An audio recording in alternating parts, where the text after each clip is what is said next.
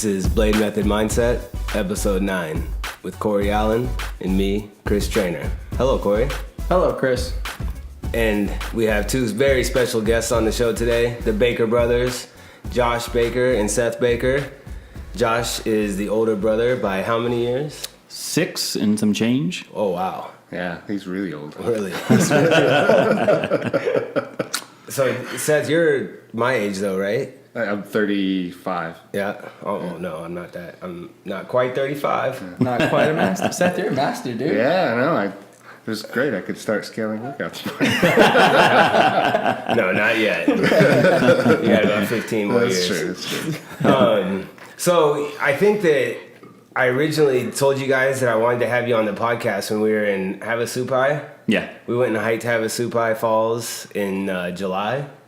What was that? Was it last July or the? It was last year, yeah. A year ago. Yep. Yep. And I know that you kind of told me your story on that trip, and that's what spurred it. But I don't know if I've been planning this podcast for a long time, but I don't know if I mentioned the podcast at that time. But I knew that once we had the podcast that I wanted to tell your guys' story, because it's a story community, which is like our foundation. The reason CrossFit gyms are the reason they are is because of communities, right? Not only do we get super fit, but we build long lasting relationships that hopefully last a lifetime. And in your guys' case, change lives, change families' lives. Yeah. So I kind of want to just start at the beginning with you, Josh, and kind of we'll just delve right into it about you getting out of the military, and I won't tell your own story, but starting then and then coming in like that transition you were feeling,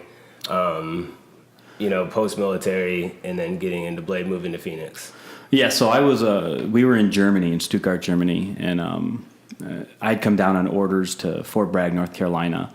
And when I went home and talked to Megan about it, Megan had been struggling, I think, with the military lifestyle for a while now. You know, we had 2 young kids at the time. Our kids really didn't know their grandparents, their aunts and uncles, because we lived, we were in Alaska before for 3.5 years before Germany, and then in Germany almost 4 years.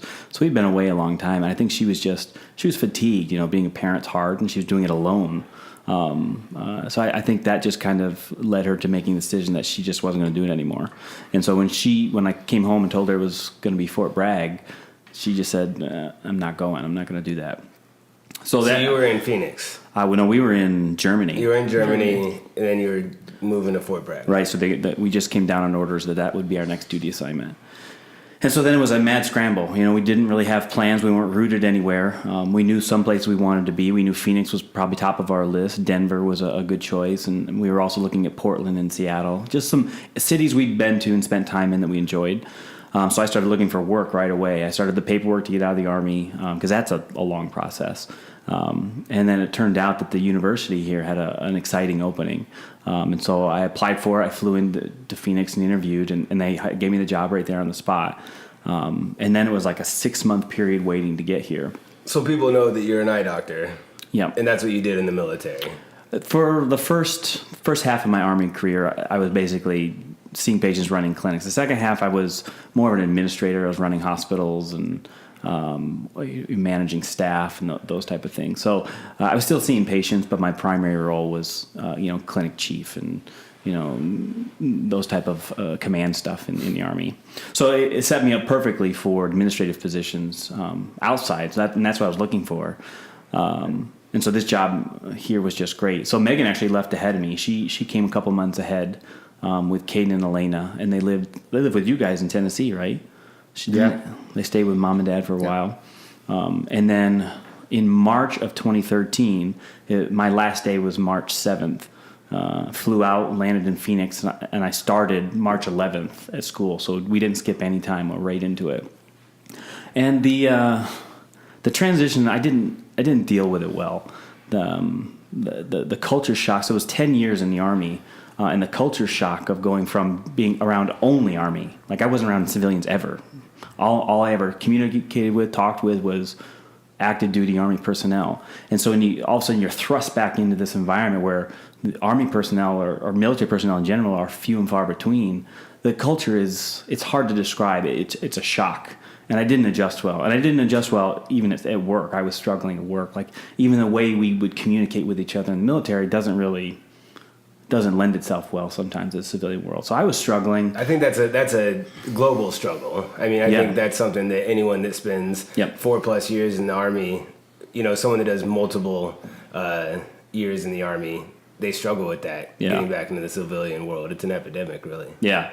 And I think, the Army, they try, right? They throw money at problems, but, they're not really good at helping us with that transition. And so sometimes it's, you just got to be flexible and find a way through. So I was struggling for probably a couple months, really not doing well. And it got so bad that I even contemplated just joining the Army again and hoping to God that Megan would follow me.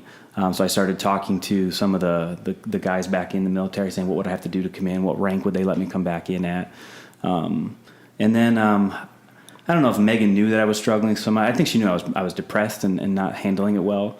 I didn't know anybody, and she called me one day at work, and she said, "Hey, there's this guy in our community named Gaines Duvall." Yeah. And she said, he just put a post out about a new gym that he joined, or a new gym that opened. It was CrossFit Blade. And I'd been doing CrossFit on my own, which is a whole nother ball of wax, for a long time, very poorly. And so I was like, well, maybe I'll give it a try. And actually, so I called you on my way home from work that day. And it's an interesting thing the first time you hear that beautiful singing voice of Chris's when he answers the phone. My first thought was, this guy sounds like a smoker. Maybe he smokes cigars. Maybe a good place for me to be. But so I called you. On the way home from church this morning, I said to Claire, man, I was on key today, huh? She, without looking over, driving the car, said, no. It's like, dang it. Yeah, so I gave you a call, and you said, yeah, come on in. And I remember that first morning I came in because you had a 5 a.m. class, and I was just accustomed to getting up early, and I had to be at work usually around 7:15, 7:30 at the time, so the 5:30 a.m. class was kind of a perfect fit. But you stopped me out front, and you wanted me to fill out this paperwork, and I was a little nervous because I didn't think if I told you about all the getting hurt in my back hurt that you would let me come to the gym. So I stared at that paperwork for like 10 minutes going, well, I guess I got to put it on there. And so I filled out the forms. And then I went and got to observe that one class. And then you said, well, come on to the honing school. And then I went to the honing school that week. And that's when Tommy was there. I think Trey was in our honing school class. So Tom was in the honing school class? Yeah. Oh, wow. Yeah. So he and I joined the same week. And I mean, from there it was, first of all, it gave me a regimented, right? So I was back into being in a regimented process, which was comfortable for me. It was 5 a.m. It was a small group of people, and then lo and behold, there was lots of veterans. There was a lot of like-minded people. And it really helped me settle into Phoenix, into the lifestyle we chose. Things got better at work. I became a little bit better at navigating some of the challenges, the social challenges that I was having. And so that was it. That was a turning around point. That was the stopping point, days or weeks away from just telling Megan, I joined back up. Yeah. Please come with me. Because I didn't know what else to do. I was struggling. Wow. So, and I remember you briefly told me about that, about maybe joining back in the Army and how different, who knows what would have happened had that happened, that you join the Army again and go in, and who knows? I mean, that's crazy. That's crazy. I know you certainly wouldn't be sitting here. No, definitely I would not be. And Corey wasn't even in the picture at the gym at that time. Nope. So it's like, just this thing happening right here today wouldn't have happened, and it's just crazy to think about. Obviously that's, a mind thing that we could talk about, so many different things that wouldn't have happened had you joined the military, but you came to Blade and you fell in love, and shortly after that you came to visit, right? Or you were just in town visiting? Yeah, I came to visit, I think it was May of 2014, I think is when it was. It's right around Memorial Day, right? Yeah. Because we were doing Murph. Yeah, and I got here because that's when you would have the party afterwards at your house. I got here like kind of during the party. Right. Okay. Yeah, and he was like, "Oh yeah, there's Christian. He's the coach." So you were in town for just visiting family, but you came to the gym, right? That time I didn't because it was Murph Okay. It was the Murph week. But the second time I came to visit, which was that December. And had you started CrossFit in Tennessee? No, Josh was pushing me to, and Yeah. I was like, I'm not fit enough to start CrossFit yet. And it was that whole story. Well, I mean, Gotta get a little bit fitter those people, before I started. if they're watching on YouTube right now, wouldn't believe that the svelte man that they're seeing right now today. I mean, you didn't always look the way you look right now, No, especially yeah. when you first came to Blade. Have you seen Seth's driver's license? No. It's almost like lawnmowers. Really? It's not a lot of space for a background. Yeah. And the sad thing is, when I came here, I was running a lot. I was running like 30 miles a week. Yeah. And it wasn't doing much. Yeah, it was terrible. I was literally like 6-7 miles three times a week. Which probably initially got a little bit, going. But, It was great, but it just never got me to anywhere that was anywhere near healthy. Oh, the that's- specimen you are today. Yeah. Yes. Yeah, because we had just run the Savannah Marathon. Yep. Oh, you ran a marathon. Half. Josh? That's the one where he broke his leg. Oh, that's right. At mile that was 3. so I joined Blade, and I was at Blade a month. Yeah, and then broke my leg running the half You broke your marathon. leg running a half marathon? Yeah. At mile 3, and he still finished because he's Josh. Well, I mean, I didn't know it was broke. Yeah. Wow. Yeah. Stress fracture? Yeah. Oh, man. Awesome. Well, so you came back to Phoenix and visited Blade one time. I remember you coming and doing a workout. I was there that whole week. It was around Christmas. It was at Christmas week. I came, I think, 3 times Okay. that weekend. And then, Every day, just kicking crap out of me. yeah. I vaguely remember that. I just remember it, but I Yeah. don't remember actual days or workouts happening. Yeah, and I don't But- remember the workouts either. I remember one of the days was a pull up day, so it was a Tuesday, and just struggling hanging out on the bar. I probably didn't let you do pull-ups. No, it was with a band, and I was still struggling because I had kind of built a little gym at the house in Tennessee, and so I had some bands, and I would wrap it around my knee and try to do pull-ups Do that pull-ups way. there. Yeah, but and then I think you were like, "What are you doing?" You ever catch a band in the? I have, yes, Ever have it sling off the knee? yep, Oh, man. both ways. Yeah, that's the worst. So let's get back to this transcendent story. Yeah. You come to Blade and visit, and then you go back to Tennessee, and you're going through some stuff in Tennessee. Yeah, so this was I'd gone through a divorce in 2012, and that was probably the darkest, definitely the darkest point in my life ever. And that was a hard time of my life, very dark days. But through that's kind of where I started running a little bit, and that wasn't really getting me anywhere. And I was my ex-wife had worked at the place that I worked at as well. She had left, but everybody, every day was people just, hey, how you doing? Have you heard from Jazz? Or that whole thing. And it got hard to go to work. And You don't want to talk about that stuff with the yeah, right, exactly. Just a Yeah, reminder, So, constant so reminder. it was, and Josh had moved out here. I had already come to visit.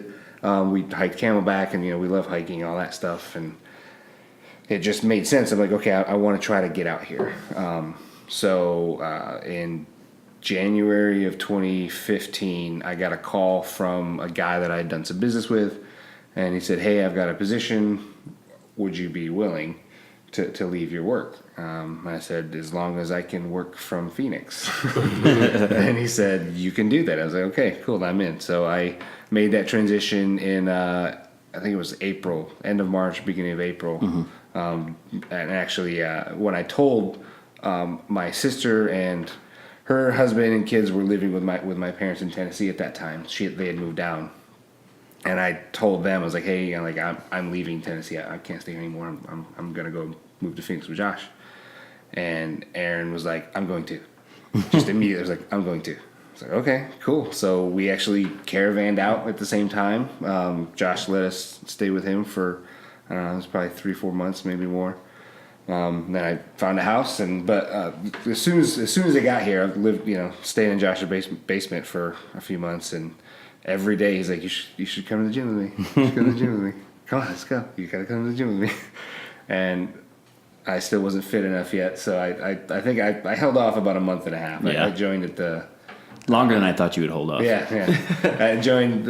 Even though Blade was a big reason you moved from Tennessee to Phoenix, right? I mean, that's what I hear in my head. That's the picture I like to paint. Is that not only was your family that you loved here, but you'd done a week at Blade, and that was I'm coming. impactful. I would agree with that. I knew Josh and Tom and Josh and Patrick that were all so close. They built such good friendships here, and I didn't have that even in Tennessee. I was friends with people that I worked with, but that's always a weird thing, in the business world. So I was just that definitely drew me too. Is like I can meet the like-minded people and build those relationships. And I was just scared. That's why it took me so long. So, but yeah, joined in May, like 2 weeks before Murph, which was great timing. Oh yeah. Yeah. Awesome. So that's about a year after you'd first come in and visited. And so, Josh, you've been at the gym for almost 2 years at that point. Yep. Yeah. And then, so you both are coming, and I think you guys are always coming at the same time, or were you're always coming at 5 a.m. You have been kind of slacking on your 5 a.m. Yeah, I have been. So my work was based out of Cincinnati. So actually, my job started at 6 a.m. So I came to a few 5 a.m.s. I would come on Fridays and just be late logging on because I worked remotely. But my main time in the first probably 6 months was 3:30 or 4:30. Yeah. So Okay, right on. yeah. So you've moved here, and now your parents live in Phoenix and made that journey as well. So sister, brother, and now your family, you guys were raised in New York. Mm-hmm. So tell us how they kind of decided to come out. So they were all in Tennessee, and I knew that Seth was kind of the anchor in Tennessee. I knew that if he left, that everybody would eventually make their way. I didn't think Erin would come that quick. 5 minutes after he said he was moving, she said she was going. Yeah. So when they came out, from my parents' perspective, now all of their grandchildren, all of their kids are in one place. So they probably held out another year or so, right? It was like 6 months. Was it? Okay. Yeah, because they couldn't sell the house. Right. Yeah. When we moved out into the house in Anthem, it was like a month and a half later. Mom and Dad came down and moved in. Yep. Yeah, because there was almost no immediate transition. You guys moved into your house in Anthem, and then they moved into our basement. And they were there in the basement for maybe 18 months or something like that. Yeah. But yeah, so they came out, left their job. They were in a kind of a tough spot. They were working crazy hours, not getting paid a whole lot, not being able to get ahead. Super high stress, which it was always, it's not good for Dad anyway. But so now moving out here, he got a job. He's at Home Depot. He's always been like a mechanical handed. So he got a job at Home Depot just fixing small engines. He loves it. Well, absolutely. Every No day stress. he goes in and just tinkers with his engines, and he's loving it. So super happy. Yeah. And I say the low stress is a big part for him. So we could see the end coming in Tennessee. There was no way for them to take care of their health at all. They're spending an hour and a half one way in a car, then working 10, 12-hour days, then an hour and a half back, and then and the pay wasn't great, and you can just see it starting to wear them down. And it's one of those things people can't self-identify, but everybody around them can see it. This is not sustainable. So after a few conversations, and they realized it was probably the best thing, and so then they came out. And actually, since they moved out, now our grandparents live out here as well. So they still go back to New York for a couple months in the summer. Yeah, they're snowbirds, but they're back out here in the winter as well. So there's really it's almost everybody now. The whole family. Yep. Wow. And that's what is so remarkable to me. When you guys told me that story, and I don't want it to sound like I'm puffing Blade up and myself up. I just think it's an incredible story that a gym was such a life-changing. I don't think that someone joining a Globo gym or a 10,000 person Globo gym would have these kind of relationships, these kind of impactful, life-changing relationships to where you come in, you start going to a gym, your brother moves from cross country, your parents move, your grandparents, you all live in the same community now. It's just, I think it's fantastic. It's something that I always tell people that the thing I'm most proud of about Blade is the relationships that are created. You know, you look at the wedding last night that we were all at, and it was two people that a relationship was formed because of CrossFit at two different gyms. Matt originally went to a different gym, but he came to Blade, but obviously Stacy's a part of Blade. And so now they're married, and we had dozens of people from CrossFit Blade and Blade North and all over that, and Hammer, that were at that wedding doing life together, you know. And so I just don't see that happening anywhere else. Yeah. In the fitness world. Maybe like a jiu-jitsu gym or something like that, but I don't think so. Not in the same way. The communities aren't built the same, you know. And so, you know, the fact that you guys have this amazing story doesn't end with you just coming, because now you have, what is she?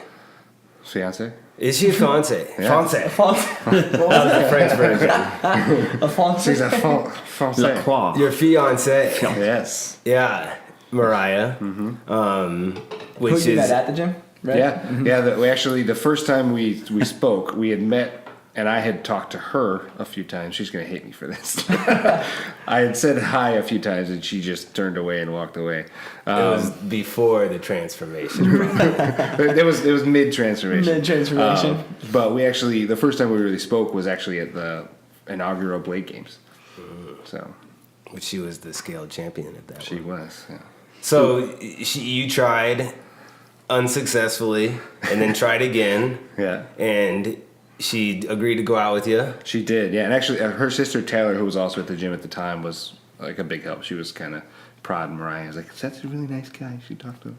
So I gotta give her credit for that too. But again, you know, we met at the gym, and I think actually they came through Tara. Tara had kind of approached them and was like, "You guys should come to the gym." They were Mariah was working at the Daycare. the daycare where Tara's kids were at. So Awesome. So you guys, you don't have a wedding date set or anything? not like that? yet. No, Yeah. we're probably gonna wait for her. Big to go things to happen school. on this podcast. We can get that done right now. I don't know what Mariah would have to say about that. I know she's an avid listener of the podcast, so We'll set a date for her. yeah. What do you think about this, Mariah? No, well, and so, you know, and that's a relationship that was built at the gym, you know, so man, even more impactful. So to transition from your guys' story and what happened with your lives, I kind of want to also talk about not only Josh's military career and what he did, but also about your back, if you're okay with talking about that. Yeah. I know you don't like really people knowing, or the coolest thing about Josh is like, Josh, you're such a stand-up guy, and you're such a hard worker. You grit through so much, and you're a super talented athlete, but I don't think a lot of people understand what you go through on a daily basis. Those people that know you, you know, not everyone that listens to this podcast knows you, but just to fill you guys in, Josh was in the military, and he's super successful in the military, super successful as a dean of a college, and you know, outside of the gym, but in the gym he's super fit, but he has something that's really, you know, painful and detrimental to his health going on with his back. So you just want to fill people in on that? Yeah, so, you know, it actually started in my deployment in Iraq. So we were in Iraq, and then when I was in Iraq, I spent my entire 15 months that I was there doing nonstop traveling, like hopping from cop to cop to fob to fob to base, just constant circling. And I would get there however I could. I'd jump on convoys, I'd jump on rotary wing, fixed wings, anything I could get me places, and just take care of, you know, soldiers, wounded civilians, anything I could do to help. And that's kind of how the battalion used me, which from my perspective was a much better use of assets than what they've done in the past, where they kind of force everyone to just sit put and then they convoy everybody to you. But I was on a jump mission. I think I was in, was it Fallujah, or I can't even remember now. Iskandariyah, one of the small bases in Iraq. In Iraq. And I got on a a chopper was coming in. It was going to go to the base that I needed to get to. So I asked, can I jump on? And so it was a 53, which is, you guys know what 53 is. It's a big, the Navy calls them a sea stallion. It's this giant single rotor chopper. They're huge. They got this giant ramp that comes out of the back, and usually have a Marine strapped to a stand at the 50 cal that returns fire as you're landing and taking off. And in that area where they were taking a lot of small arms fire, so when they would come in, they'd come in fast and hot, land. They don't want to stay on the ground long, and so you got to get up, get in, and then they fire off and try to not give them a chance to be a sitting target. So the chopper comes in, and on all my jump missions, I would carry this. It's a 170-pound med chest, so it's just a big metal box full of all the medical gear I would need to take, and I would just drag it everywhere. And so the chopper lands, and I'm running across the rock, dragging this thing, and I'm in. I got my weapon, my full battle rattle, everything. So probably another 150 pounds of gear with me, and I get up the ramp, and you sit. You're carrying a weapon? Yeah. Nice. Yeah, so I always had to have an M16 and a 9mm. And so I get in, I grab the box, I put it out in front, and then I turn and I sit. And they had these fold-out fabric seats that you sit. And I sit and I pull the strap over as we take off. Well, I didn't secure the box, right? So the reality is I made a mistake. And so that box comes flying down, going past me, and I was worried it was going to hit the gunner and knock him out of the chopper. And so as it went by, I stuck my hand like this into the handle, and the weight and the momentum just twisted me, and I immediately felt like someone poured hot water on me. Like I don't know. I mean, that's the sensation I had. It's like I felt like hot water got poured down my back. And then we stabilized and the box settled, and one of the crew came and grabbed the box, and I couldn't get up. Like I was stuck. And so what I'd done is I'd ruptured L4, L5, and L5S1. Just like that. I ruptured them and extruded all the tissue out. I'd also had a condition called cauda equina. Means, some damage to a specific part of the spinal cord, but also meant I lost control of my bladder, my bowels, everything. And so for 4 hours of flight, I just literally sat in my own shit. Yeah. And so the flight lands, and I know something's wrong now because like my body's not reacting. It's not responding to what I need it to do. I can't get up. I can't stabilize myself when I get up. Was there a corpsman or a... Yep. So, because you're the doctor, right? There was someone else there to take care of you while it was happening. The flight crew could see that I was struggling moving. I didn't know how serious it was at the time, so I didn't know. So they just helped me get off the flight crew. Once I got on back to Al Assad, I was stationed with a bunch of doctors, so I started going take a look at them and like, yeah, you're messed up. So in the end, I went through years of traction and therapy and a couple of different surgeries. But I got back to a point where, I felt like I was doing okay. I knew that every once in a while I'd hit a spell or I'd move wrong or something and I'd trigger and I'd be down and out. And it's funny when it would happen, like, because everyone throws their back out, right? Mm-hmm. I would lose strength everywhere. Like my grip wouldn't work. Like that doesn't even make sense to me, but I was just so fragile, and that's how it would feel. But I slowly kind of built myself back up. And then we were here in Phoenix, and I had a few episodes with you guys at the gym where I moved wrong or didn't do something. And then like 4 years ago, something changed. And I was struck. Like not only was I having these frequent bouts, I was in pain at night, so I couldn't sleep. And a weird thing started happening that I would get up in the morning and I couldn't stand up.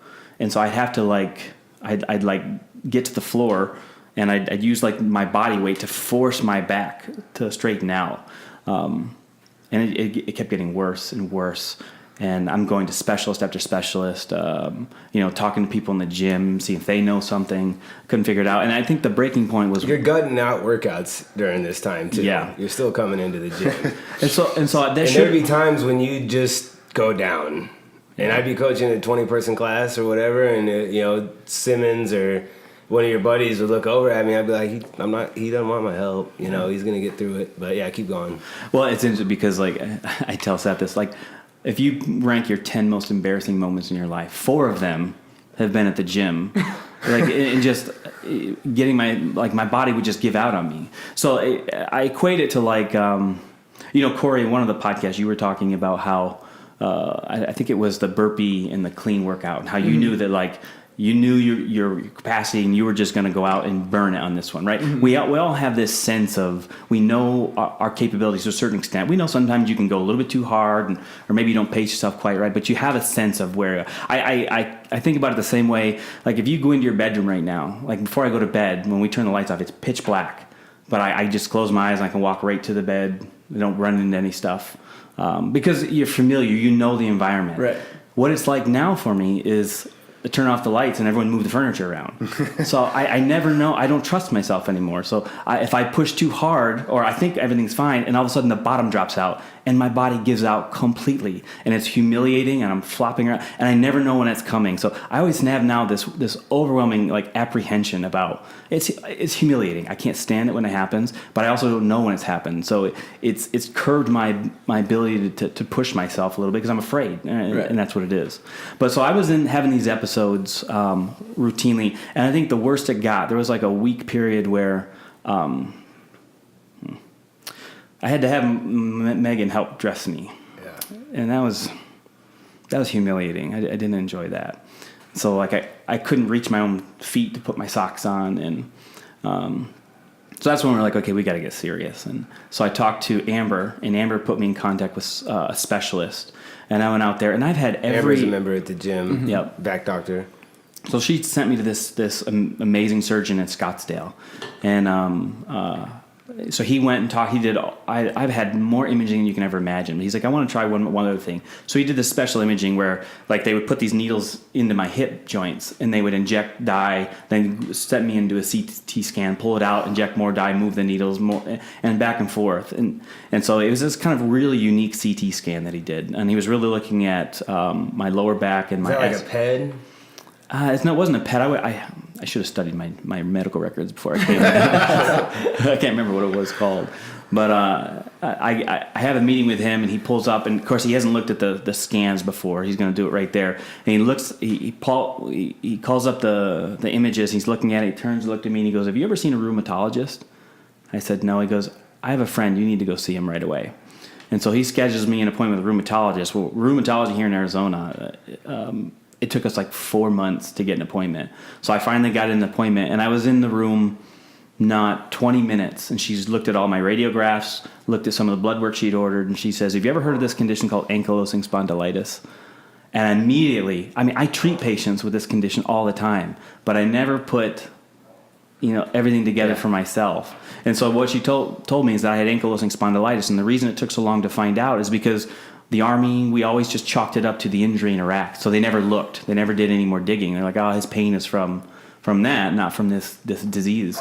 And so that was a bit of an earth-shattering moment for me as well, only because not only do I treat these patients, I know what the long-term outcome is, right? And so I remember I called Seth up right afterwards, and I was like, I can't believe what this guy, I was angry at the doctor because she told me that. And I was like, I can't believe what she said.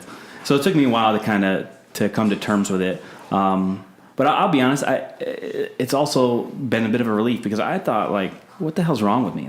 Am I losing my mind? And is this all in my head? Why am I like this all the time? So there was a little bit of relief to at least know what it was. So say it one more time and slow it down, and then I want to have Corey repeat it. I'm not gonna be able to say that. You ready? Yeah. Ankylosing spondylitis. Ankylosing spondylitis. Perfect, right? That's good, right? Sounds like a prehistoric predator or something, right? Dude, That was pretty good. Julius spouts out these terms on time. Oh, yeah. So I got it. And what exactly is it then? It's an autoimmune disease. So my body attacks itself. Okay. And particularly for ankylosing spondylitis, it's more common in men. And it has a tendency to impact the spine and the large joints. So spine, shoulders, knees, elbows, heels. And what happens is the body doesn't recognize the tendons in those areas as supposed to be there. So It attacks it. And so you have this constant chronic inflammation.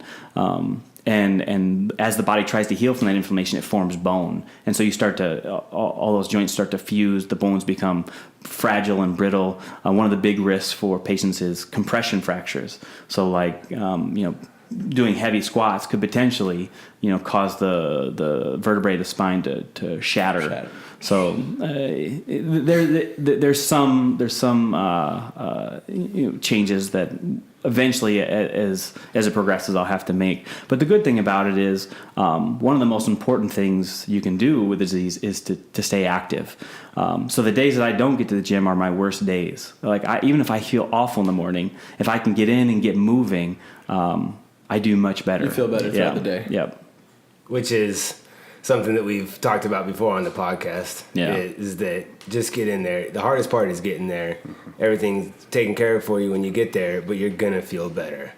And it's so easy for people to let these external circumstances in their life affect them to not get into the gym today, or on a Monday morning. And it's just like, it's mind-blowing for me because I know the positive outcome of it. Corey knows the positive outcome. We want to help people, but it's only up to them. And every single time, once they get into the gym, they feel better, right? And they're happy they went. But it's like so many negative things can happen inside between the ears to prevent that from happening. Yeah. So like, and I'm sure, Seth, you're the same way with how inspiring Josh is. Like, what, absolutely, yeah. As your older brother, I'm sure you look up to him in certain ways, right? I am taller, but he is taller. I had to throw that one in there somewhere. Yeah. But like Josh, a lot of people don't know Josh was a semi-pro football player as well. So was I. So you were? I was. Okay. We played together. Oh my goodness. I didn't know that. What position did you play? Flanker, strong safety. Wide receiver. Wide receiver? Yeah. Wow. Holy moly. Where'd you guys go to school? Oh, we didn't play in college. Oh, you just went straight to the semi-pros. Yeah. There you go. Yeah. We're going to have to get some footage. You just need the sound effects when Seth got his arm broke. Yeah. You broke He your got arm? hammered, and the strangest sounds started coming out of his I held on to the ball though. It was a quick little, just like little spin route, and this linebacker. it was like a 5 yard out. I caught the ball, and I went to turn around the field, and this linebacker just demolished me. I landed back on my feet, like all the way around. Is there footage? I don't know. I don't think so. Somewhere? I don't think so. But Reel to reel? yeah, and like so, he hit me right here with his helmet to my wrist. I held on to the ball, so it was catch was. But It's just all the air getting forced out of his body all the way. yeah, When you get the wind knocked out of you in football, and you get think you're laid dying. out, you think you're gonna die. It's like, well, that's over it. Life's with. over. Yeah. Those 30 seconds of recovering that point. Where you just can't get any Yeah. air in. Oh, gosh. I mean, I think that's something that every man should have to go through. yeah. It's to feel that. A lot of people have gone through life with never experiencing that. That complete sense of helplessness of just getting mashed on the football field. And not only you're simultaneously trying to get up because you don't want to show weakness or pain, and everyone's looking at you. Yeah, and they it's know just you like, got rocked. Like, Yeah. everyone there knows that you got rocked, and you're just like, I have to get onto my feet. And you're just like, trying to move around. I feel like I popped up pretty quick though. That was a At least long in my time ago. memory. Your memory's getting a little fuzzy. Yeah, you're probably down there for a while. And I remember we had a coach that it was like, no matter what, if you got hit that hard, like, he needed to yell at you right then and there and like tell you what you did wrong. He's like, our coaches just grab our face mask all the time. He's yelling at us, and you can't even get words out to say like why you did what you did, and he's just screaming at you. You're like, just let me go back to the sideline, please. Oh man, Coaches used to be different back in the day. yeah. I got a flag. This wasn't even in varsity ball. I think I was a sophomore in high school. Sophomore playing sophomore ball, and I got a flag. I was in up off a play. The ref threw a flag on me. I got up and got in the ref's face right there and said something, and got sent to the sideline. And I was trotting over there, and my coach grabbed me by the front of the face mask and just threw my face straight down into the ground on the sideline. Yeah. I can't imagine what would happen if that happened today. Oh, it would be all over. And the parents are like, "Yep, good yeah, job." Yeah, it would be all over Facebook. Someone would have recorded it, and it would be like lit up around the world of how this coach abused you, and he'd be going to jail. Yeah.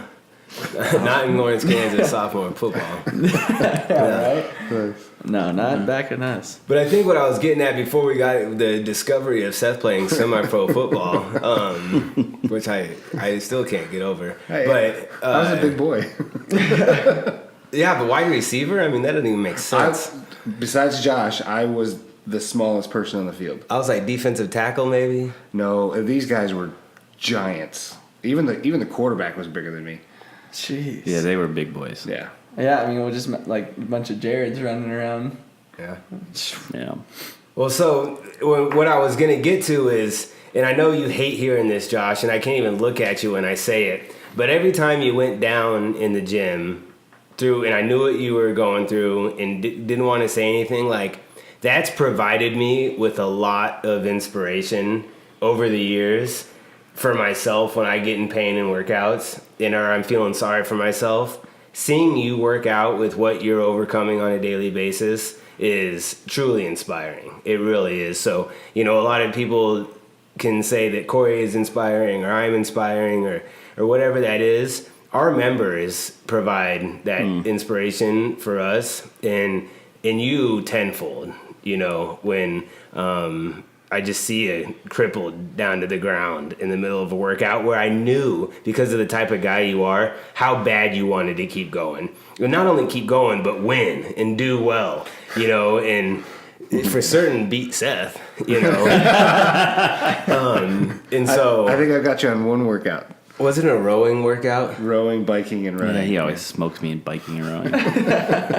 It was like the 2K row, 2 mile bike, and a mile run or something. Like at the end of the day, you were ahead of him on the whiteboard? Yes. One time. There you go. Yeah, I think it was the only time.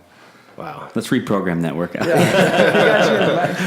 Because you're a fast runner. He almost caught me on the Holy run. crap. When we did that turkey or the Thanksgiving one, I remember we started the workout. I was like, all right, I'm going to win the first run. Like, I'm not going to win this workout because there's a lot of burpees. Everyone's going to beat me on this, but I'm going to win the first run. And we'd go off on the run, and Neighbors was in front of me. I was like, all right, we're going to catch him. And then Josh takes off. And I was like, all right, we'll get him at the turnaround. And like, the distance kept growing. I was like, we're going to let Josh have that first run. We're going to catch Andrew, though. That's for sure going to happen. Did you catch Andrew? Yeah. You caught Andrew? Yeah, I passed him. On the first run? Come on, yeah. Beat him on the first run. Beat me out the door by about a minute off the burpees, though. So there was no coming back after that. Yeah, those are actual things that do happen inside your head in a workout. Yeah. Like, that's why I don't ever hear the music, because I'm constantly talking to myself about what's happening and what I need to do. And once the workout starts, like, music's great for like the 10 seconds before the workout. Yeah. But once the workout starts, It's unless like there's white noise. downtime in the workout, or whatever, like, I'd rather have no music than some like, And if there's downtime in a workout, you have to turn the music down anyways because Chris will scream at you across the gym. Yeah. Turn on the music! Yeah. Turn it down! What? The music! I'll be like crawling around on the ground, like, turn it down, turn it off, turn it off. Yeah. What is he talking about? So, back to Josh's inspiration, and I won't harp on it too much longer, but thank you for continuing to come to the gym despite all of the things that you have to deal with. And I know that it makes you feel better, and it's a place that has changed your life and your family's life and done all that, but still means the world, to have you there. And you're a lifetime member, so you can't go anywhere else. You got on that good lifetime membership. Yeah. Which expansion was that? The first That was the First North. North expansion. Yeah. when we were That's a funny raising story. money to build North. Because when that post went out, Megan, I was at like a lunch meeting, and Megan had come, and she's the one that told me about it. And maybe this is going to come out wrong. I don't intend it. We were afraid that nobody would do it, and then you wouldn't get the money you needed. So that was our motivation. It's like, no one's going to do this. We've got to try. Yeah. Because we were afraid, like, if it didn't happen, and then North wouldn't have. Our social life is fixated on the gym, so like if the gym doesn't make it, we're in big trouble. Yeah. And so that was our thought process. And then after I talked to Megan. She's like, "No, they're all gone. Like they went like that." Yeah. Yeah, I mean that's the awesome thing about having such a great community is we need to raise a certain amount of money to expand our business, and boom. Yep. And Yeah, it was done it like benefited everyone that did it too. You know, I mean, it was a wise investment. Yeah. But you talking about Megan telling you that, we didn't even talk about Megan joining the gym. Oh, that's right. So that's another interesting story. Did she listen to the podcast? I doubt it. I don't know. That's a no. I don't know if she's I've not seen a Megan a lot. I don't know if she's said anything about the podcast or not. All I listen to is talk radio and podcasts. Yeah. And she gets so irritated because she thinks talking is so boring. So the moment we got to the gym, so even when we were in Germany, we were in Alaska, all the different places, Megan would always come and work out, but Megan was very dogmatic about all that other stuff, that crazy stuff you do is stupid. I'm just going to run on the treadmill, and I'm going to go do some sit-ups. Like, she just kind of marched her own beat. And she was always like that. And almost to the point where she disliked CrossFit because she thought it was dominating my time too much. So when I joined the gym, you know, she almost has like this natural pushback. You should have just said, babe, I almost joined the military. Yeah, right. I almost re-upped in the military. Well, I didn't do that. You got your choice. Well, I was to pick which landmine I was going to step on.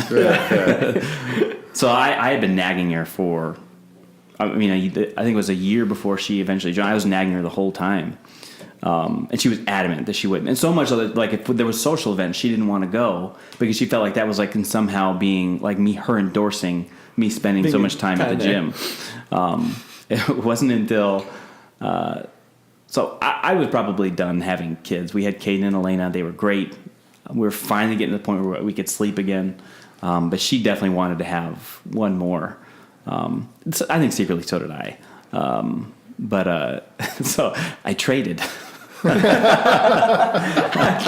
I said, if you join the gym, maybe we'll give it a try. We'll try to have a third child. I don't believe he had that kind of negotiating power in that relationship. The reality is I don't. So then she joined the gym, and it's funny, right? Because it's exactly what I knew would happen. The moment she got in, met some people, drank the Kool-Aid a little bit. Now, I mean, she's devoted. Yeah.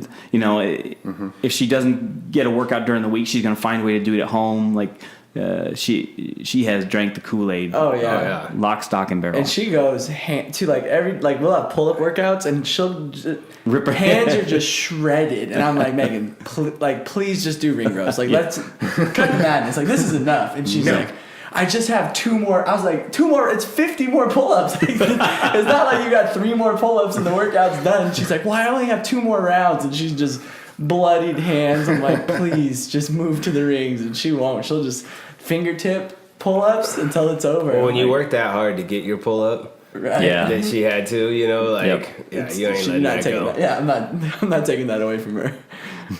Well, she also used to shy away from the heavy-weight. Yep. Oh yeah, now it's like, I'm like, what? Wait, before I can even finish, she'd be like, RX. I'm like, okay, yep, you got it. Yeah, that's great. And then you both have, Mariah's super fit as well. And she has kind of backed off of the weight going. She's strong. She's naturally strong. She's got a lot of strength. Same with her sister, Taylor. But Mariah's super fit as well. Yeah, she's had a couple of tweaks, so she's I think she got scared from the heavy weight a little bit. So she'll get back. I remember the day that I broke 300 on deadlift was the same day that Mariah broke 300 on her deadlift. I was like, yes! Oh no! What? Yeah. Well, I think everyone at this table knows what it's like to be in the shadow of their significant other. I live there all the time. Yeah. Corey knew that going in. Yeah. The first workout we did together, I was like, oh, she's way fitter than me. We did a partner workout, and she just buried me. It was like her first week in the gym. I was like, this is the girl. Like, I'm going to get her. And then we had this partner workout that was chest to bar. So I was like, dude, sent from heaven. Like, I'm going to crush this workout and impress her. And she just lit me up. I could not breathe. I was like about to puke the whole time. And then she looks at me and was like, are you ready? Like, do you want to go? I was like, Yeah, no, I'm good. Like, oh, it was so bad. At least that's why he never partners with me anymore.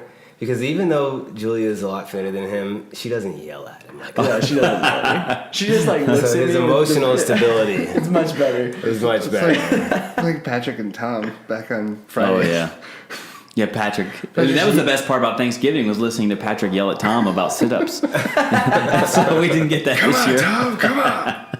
I know. He went in early and did it with you, right? Yeah. That's why, because Patrick was just walking around chirping at people, like Yep. just in and out of the gym the whole time we're doing the workout. I forgot that he went in and did it early. Yeah, Erica and Patrick came in and did it with me. I was like, did you just show up here to yell at people? Like, you're not even doing it? Oh, man.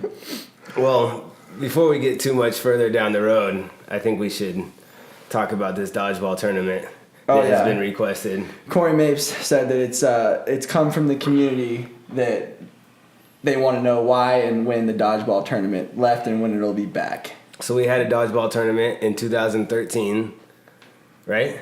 13, I wasn't 14. there.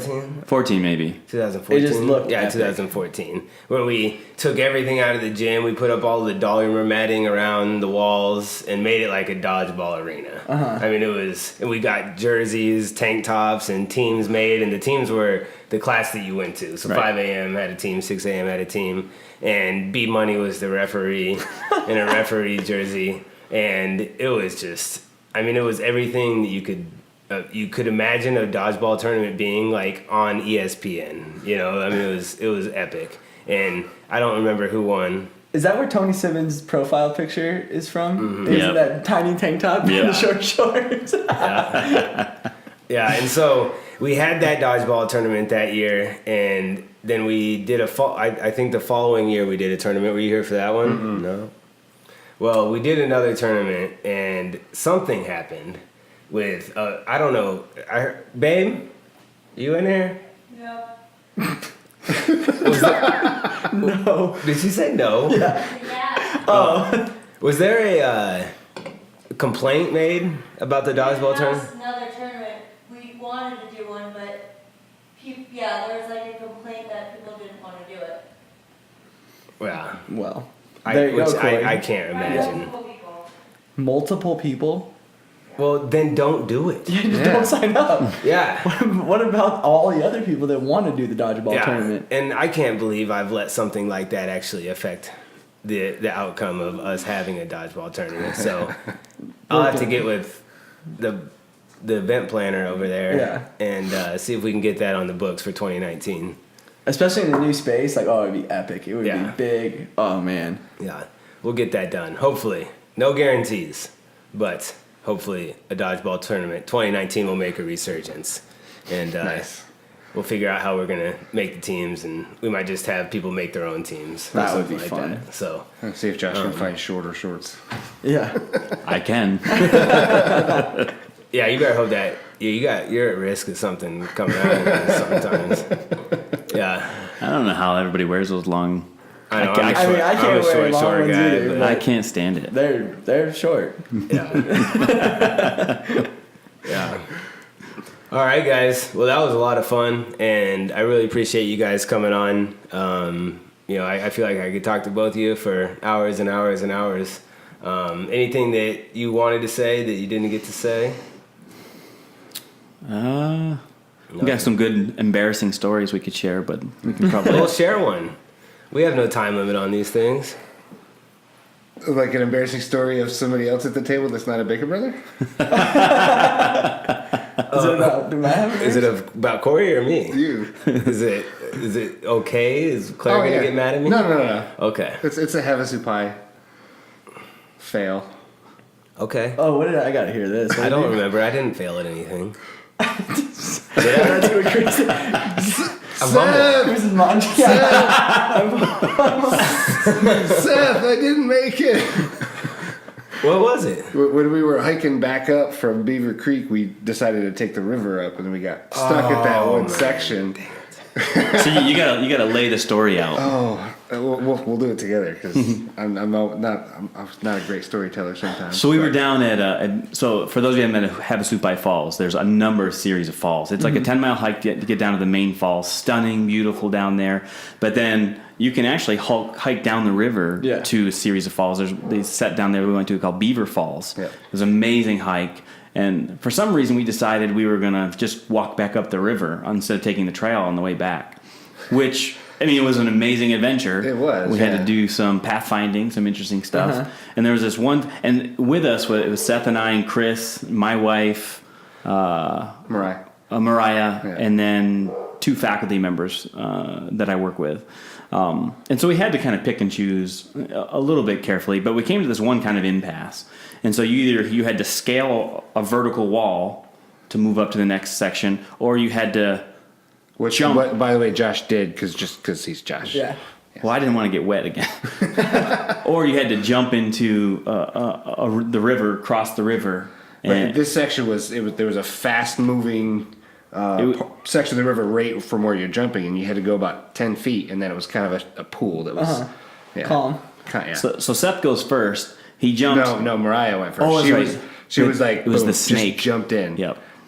And so she gets out to the pool and just kind of freaks out, starts screaming because there's a snake on the side. And then I jump in to kind of go calm her down. I don't know why, because I'm deathly afraid of snakes. It was a terrible decision. So I get up. I'm just kind of watching the snake, and the other 2 girls come across. Megan comes across, and we kind of shoo the snake away enough so I, just about in tears, jump onto the rock that it was on, and then get up, and all the other girls get up, and I just kind of forget because it's Chris. I'm like, he'll be fine.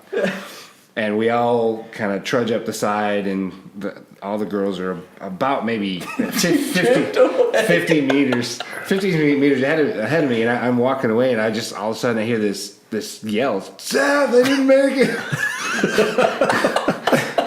So I kind of run back, and at this point he's back in the pool, but you'll have to tell that part of the story because we weren't there for it. So I had cell phone. I had multiple people's cell phones in my pack. He did. And so I couldn't dive in the water. I had to hold the bag up in the air as I went. And so had I been able to do what they were able to do, which is use their upper body, this never would have happened. But I jump in and jump as far as I can without going underwater, and hit, and then can't use my upper body unless I'm going to put the cell phones in the water, and the current just nails me and takes me, and I'm about to go. Like, there's washed away forever. Yeah, like 10, 15 meters back, there's a fall. I mean, it's probably only maybe a 15-foot But it was one of those where waterfall. it narrows, so the volume of water going through that little space is intense. I mean, I was gone like that. There was no chance. And I hooked the rock with my leg, and it got all cut up. But that's what happened. Yeah, I hooked the rock with my leg and stopped myself, and I'm up against the side, and they're gone. And I'm fighting here, trying to figure out how I'm gonna get out of this situation, and that was like a super high adrenaline moment that I really blacked out. Like, I don't know how exactly I got out of it, but I was able to muster up and get you my way kept back. the cell phones out too. And kept the cell phones out of the water. Why didn't you guys throw the bags to each other? They were just left. They were like boom, boom, and I was like, "Well." I was focused on the snake. To be fair, and it was one of the ones that was either fine or it'll kill you, like the red and yellow make a nice fella. I don't know. Yeah. Too close for comfort. What about when Josh had the that 4-inch long insect in his hammock right above his face? So you have to Google image a Dobson fly. Just to know, huge claws on their face. Yeah. And it's not an exaggeration. They're like that long. Huge. And they were like, we were out playing some game in the dark, and so they started flying around. It starts getting uncomfortable. Like, these creepy freaking things are everywhere. So we all decided we're just going to go to bed. And I have one of those camping hammocks, so you zip yourself into it. So I get in there and I zip it up like that, and for whatever reason I just turn the light on, and it's right there, and it's just doing this. Oh, I And would freak I don't know out. if you guys are like, I can remember when I was a little kid, when I would get really scared, I would want to like call for my parents, but I was afraid to even shout. So I'd be like, Mom. So I started going like, Megan. And Megan. She would not help me for nothing. And so then I'm trying to unzip the whole time as slow as I can and move. And even then, when I finally get out, I have to like crush it through the hand. I mean, it is formidable. Crush it through the fabric. So I didn't sleep for the rest of the time. Yeah, that'd be a nightmare. That was awesome. Well, that was a great trip. That was epic. And I think we have to do another trip like that. Yep. I think we talked about going camping again and doing another hike. Well, I think there's a good story there too. Is one of his faculty members is now dedicated to the gym. Oh yeah, Wow. Nicole. Yeah. Was on that trip. So Yep. I don't know. I don't want to embarrass her, but she was having a tough time on the way down, emotionally. Yep. And on the way back out. And the whole time, really. I mean, she's just an emotional person. But she has come so far. We were just having a conversation about her the other day. Yeah. Not only physically has she transformed her body. I mean, she's physically fit now. Like, when you used to look at her, you wouldn't think that she was fit. But now you can tell that. Oh yeah. Yeah. And Corey has her in class a lot. And so, Every day. yeah. I think from my perspective, it's even more dramatic. Her emotional stability, her strength, the resiliency she's built out of it, because it's changed who she is at work too. I mean, she's a completely rebuilt human being. Yeah. Wow. You can just tell just how she is in class. And she almost didn't make it, it was Yeah. like, and she almost didn't join, and Yep. she almost didn't stick with it, but she kept doing it, and it's a tribute to Corey, like, having her and keeping her and giving her everything that she needs in her class. But what if she didn't, it's just, man. But that's She what I was did. telling you. Like, you can hear her now preaching to other faculty members that have had the same reservations, the same fear that she's had, but they're looking at her and they see that she's different, right? And so it all of a sudden, like, the wheels are turning for everybody else, and she's kind of carrying that message that, like, you got to do it. You can't be afraid. You got to go. Yeah. That's more effective, I think, than like if I try to talk to the faculty about it, it's far more effective for them to see the transformation, then hear her talk about it. Yeah, absolutely. Yeah. And I think that's kind of like what the CrossFit, like what Greg Glassman's saying is people are more inspired by the 100-pound weight loss than the CrossFit Games athlete. Mm-hmm. Well, I'm inspired by the CrossFit Games athlete. I've been helping people lose hundreds of pounds my entire adult life. Like, I want to, but some people want to hear the story of Nicole. Yeah. And so everyone, that's super important, and maybe not the big tough army guy, boss that is telling me, but Nicole telling me that we all know who she used to be and what she is now. So everyone needs their own motivation, and it's up to that person to utilize that and take the step. But yeah, cool. All right. sure. Well, Corey never asked me about my baby, so I was waiting for him the whole time. Oh, was that a If he was- segue? Where are you going? if he was gonna congratulate me or something. I didn't want to put it in there beforehand. Congrats. Well, maybe And we'll talk people that about don't know. that Yeah. on the next episode because it'll just be me and you. There we go. That's a Yeah. good one. That's what I was waiting for. More Yeah. intimate. Yeah. Awesome. Baker Brothers, it was a pleasure. Thanks for boys. coming on. And guys, people that stop us and tell us that they listen to the podcast, we really appreciate that. Let us know that you are listening and what you like and what you don't like. And you can subscribe on iTunes, watch us on YouTube, SoundCloud. And we want criticism, and we like hearing that you laughed or started eating Greek pita. Or whatever, you're drinking water in the morning. When people tell us that stuff, it brightens our day. So don't be afraid to shout it out there. All right, guys, we'll see you next time. See you later.